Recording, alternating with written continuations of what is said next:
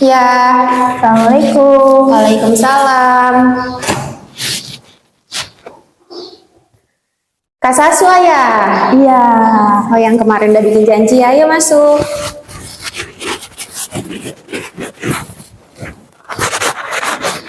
Duduk di sini ya.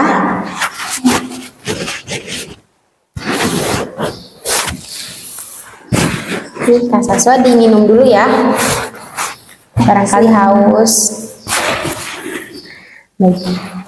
Kak Saswa, perjalanan dari rumah ke sini berapa lama? Sekitar 30 menit. 30 menitan. Kak Saswa gimana kabarnya hari ini? Baik sih. Baik, baik benar. Baik. Baik. Kalau gitu Kak Saswa tadi ke sini sama siapa, diantar atau sendiri? Sendiri sih tadi kesini. Oh, sendiri. Iya. Bawa kendaraan pribadi? Enggak sih, tadi naik angkot. Oh, naik angkot. Baiklah. Kak Saswa sebelumnya pernah konseling? Belum pernah konseling. Oh, belum pernah. Ini perdana berarti ya? Iya. Baik, karena Kak Saswa perdana ya Iya. di sini, saya ingin menjelaskan sedikit tentang konseling. Apa sih konseling itu? Nah, jadi konseling itu adalah layanan yang membantu seseorang atau membantu individu dalam menyelesaikan masalahnya atau menghadapi persoalan-persoalan yang belum menemukan jalan keluarnya. Nah, saya sebagai konselor itu bisa membantu Kak Saswa misalnya dalam menghadapi masalahnya atau mencarikan jalan keluar di masalah yang Kak Saswa hadapi, seperti itu. Kemudian di konseling ini di mana ada asas kerahasiaan, yang mana asas kerahasiaan ini apabila Kak Saswa menceritakan permasalahan Kak Saswa kepada saya itu akan aman, jadi tidak akan bocor kemana-mana, seperti itu. Jadi Kak Saswa tidak perlu khawatir ya. Takutnya Kak Saswa berpikiran kalau Kak Saswa cerita sama saya nanti bakal bocor kemana-mana, itu enggak, karena ada kode etik sendiri dalam konseling ini, seperti itu. Kemudian kalau boleh saya tahu yang Kak Saswa rasakan saat ini itu apa? Saat ini sih saya lagi merasa kesal dengan salah satu keluarga saya, yaitu ibu saya gitu, yang menuntut saya untuk seperti adik sepupu saya yang sudah meninggal. Jadi bibi saya itu kayak gimana ya, menuntut saya untuk menjadi seorang kakak, sedangkan saya sendiri itu sebagai anak satu-satunya, anak tunggal, dan saya itu baru dekat dengan keluarga ayah itu waktu pas udah masuk kuliah. Jadi saya biasa di rumah itu sendiri, nggak pernah, ya bisa dibilang nggak pernah ada adik lah gitu. Kayak saya tuh ngerasa kayak kok tiba-tiba saya dapat tanggung jawab yang sebesar ini gitu, dengan banyaknya sepupu-sepupu saya gitu. Jadi kayak bingung gitu, saya tuh kenapa ibu saya tuh menuntut untuk terus-terusan saya itu harus jadi kakak. Jadi permasalahan Kak Saswa itu dituntut ya oleh bibi Kak Saswa untuk menjadi sepupu, adik sepupu, Enggak, untuk menjadi kakak dari sepupu-sepupu saya. Seperti itu. Jadi tuntutan yang mana Kak Saswa sendiri pun belum tentu bisa menghadapinya, menjalaninya, karena notabene Kak Saswa itu anak tunggal yang tidak mempunyai adik atau kakak ya. Dan tiba-tiba bibi Kak Saswa ini dari pihak ayah ya, yang mana menyuruh Kak Saswa untuk menjadi posisi sebagai kakak, sedangkan Kak Saswa sendiri itu anak tunggal, seperti itu. Jadi kayak ngerasa kesel gitu sama bibi, kayak kayaknya nggak bisa dia jadi kayak gitu, tapi bisa itu menuntut untuk terus-terusan jadi contoh terbaik gitu.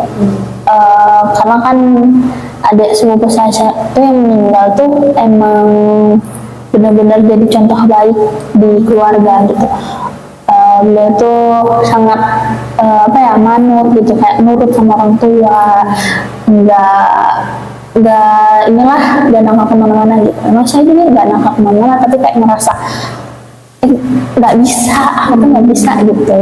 Sebelumnya Kak Saswa pernah ngobrol dengan Bibi Kak Saswa? Nggak sih. Terus terang, oh seperti itu. Jadi Kak Saswa belum pernah ngobrol ya, belum coba. Coba nanti di kesempatan luang Kak Saswa sempetin untuk berbicara terus terang kepada Bibi Kak Saswa bahwasannya Kak Saswa belum bisa untuk menjadi posisi yang diinginkan oleh Bibi Kak Saswa tersebut, ya kan? Tapi sebelumnya tuntutannya yang benar-benar mengganggu Kak Saswa tuh seperti apa? Kayak misal nih, kan saya tuh emang dekat sama sepupu, tapi lebih ke jarang ketemu kan, jadi gitu. Kan ibu saya tuh punya anaknya 2 gitu, jadi misal lagi di luar main sama mereka gitu, aku beli sate lah gitu, beli sate yang 1000-an 2000-an gitu. Nanti bibi saya tuh ngomong, ih ini Cita dah sih ini jadi kayak gitu kan, kayak merasa lah kok salah gua kayak gitu, berarti gua nggak boleh kayak gitu. Jadi aku mikirnya kayak berarti gua nggak boleh nih beli kayak gitu. Terus ada contoh lainnya tuh, dulu tuh aku pernah beli mainan di online kayak gitu.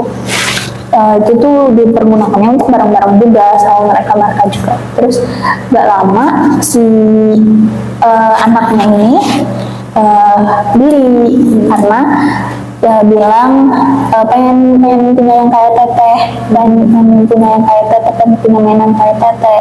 Udah akhirnya beli. Terus waktu pas udah datang barangnya, ada saya di situ langsung adina nurutan wae gitu. Tuh adinya tuh ngikutin kamu aja, kamu beli ini ngikutin kamu itu gitu. Terus kok saya mikir kayak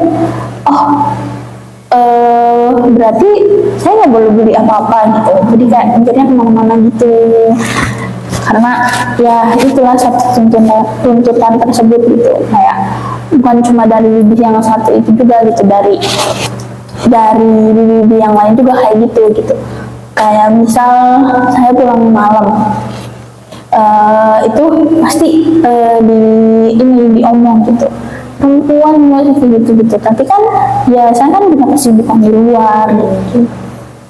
Tapi Kak Saswa itu termasuk deket ya sama sepupu-sepupu yang lain, terlihat dari cerita Kak Saswa tadi. Iya, mungkin di sini saya berusaha untuk dekat dengan mereka gitu, karena kan rumahnya juga dekat gitu. Cuma kalau kumpul tuh mungkin lebaran, liburan sekolah gitu. Jadi emang dekat, tapi ya gitu.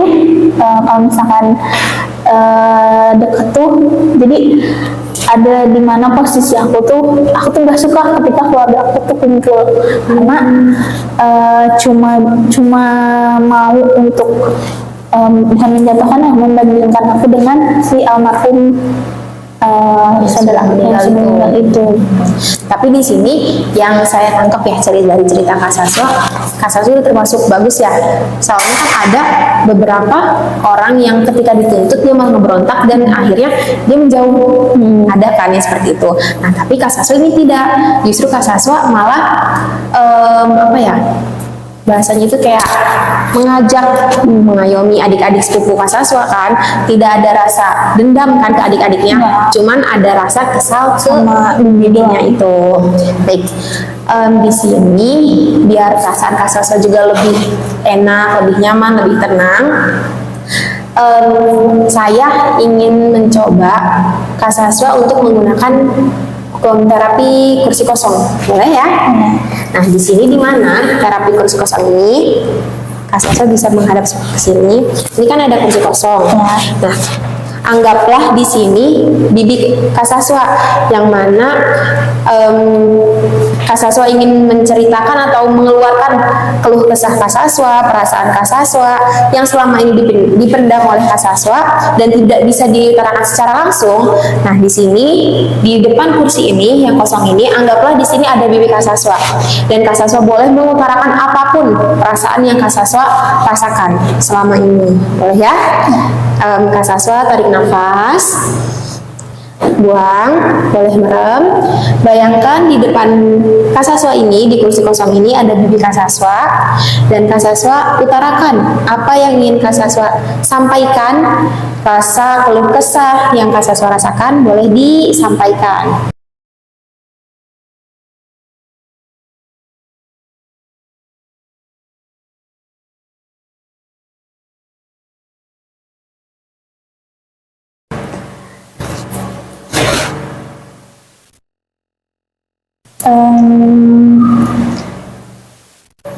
Aku tahu aku anaknya itu susah diatur gitu, nggak pernah seperti Nabahan. Tapi aku itu punya diri aku sendiri gitu. Aku tidak biasa dituntut untuk menjadi seorang kakak, karena emang aku itu anak satu-satunya. Aku tuh mau ngomong sama Bibi, boleh gak sih kalau misalkan kasih aku waktu untuk bisa menjadi seorang kakak, karena kan aku nggak pernah jadi kakak, aku nggak bisa jadi seorang kakak karena aku nggak punya adik. Mungkin aku punya ego masing-masing, mungkin Ibu juga menganggap aku tuh harus jadi seorang kakak, aku harus seperti Nabahan gitu. Tapi kan aku itu diri aku sendiri, ini aku, bukan Nabahan. Ya Nabahan itu emang orangnya baik, nggak pernah nuntut apa-apa, bisa menjaga adik-adiknya karena Nabahan punya adik. Kalau aku nggak punya adik, aku tuh di sini sendiri, aku nggak bisa, ya, aku nggak bisa dituntut seperti itu. Aku bukan seorang kakak yang bisa jaga adik-adiknya, yang bisa menjaga ego diri aku sendiri, karena aku bukan seorang kakak, aku nggak bisa jadi kakak. Kalau misalkan ini terus untuk aku untuk menjadi seorang kakak, cobalah dikasih waktu aku untuk menjadi seorang kakak, karena itu menurut aku nggak mudah untuk menjadi seorang kakak. Aku nggak bisa jadi seorang kakak, aku nggak bisa. Aku tahu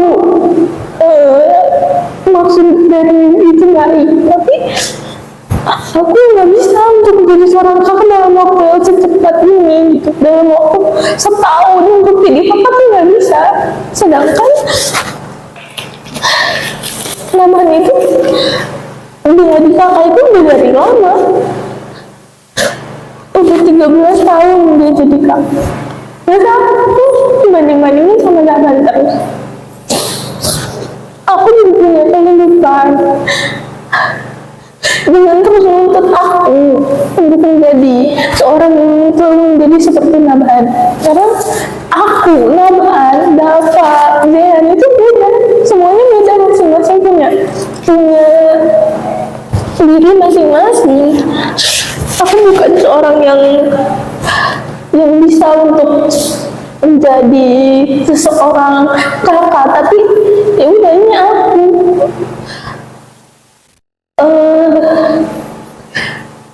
Jadi kasih aku waktu untuk menjadi seorang kakak.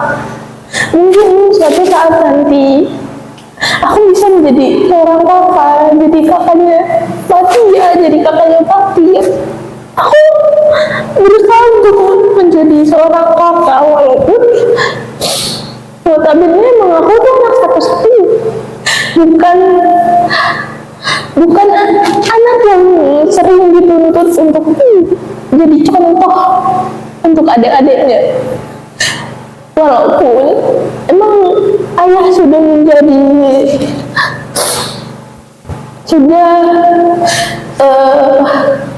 selalu bilang sama aku untuk kamu tuh cucu pertama, kamu tuh anak ayah tuh anak pertama, tapi nggak bisa.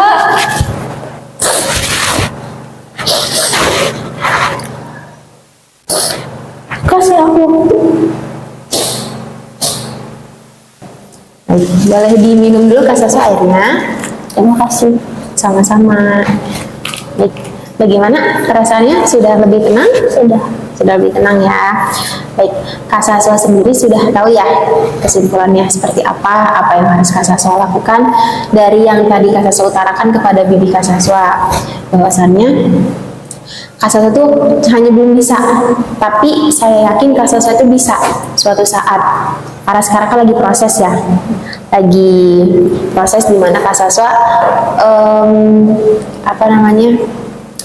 proses Kak Saswa untuk menerima semuanya. Jadi saya yakin suatu saat Kak Saswa bisa untuk menjadi peran yang diinginkan oleh bibi Kak Saswa, seperti itu. Kemudian karena perasaan Kak Saswa juga sudah lebih membaik, kita cukupkan ya sampai di sini. Mungkin nanti kita akan mengatur jadwal lagi untuk pertemuan sesi kedua. Baiklah, saya ucapkan terima kasih kepada Kak Saswa sudah percaya kepada saya untuk berbagi cerita Kak Saswa.